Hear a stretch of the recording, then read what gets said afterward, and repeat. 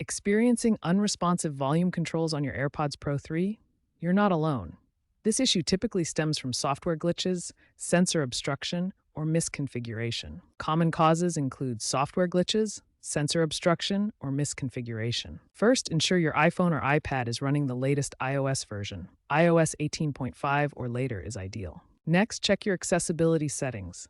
Go to Settings, Accessibility, AirPods. Verify that volume control is enabled and set to the default gesture mapping. Swipe up for volume up, swipe down for volume down. These steps resolve most software-related problems. If the issue persists, move on to hardware checks. If software isn't the issue, check the hardware.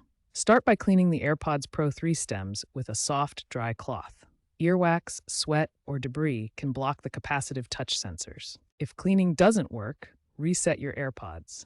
Place them in the charging case, open the lid, and press the Setup button on the back for 15 seconds until the status light flashes white. After resetting, repair with your device.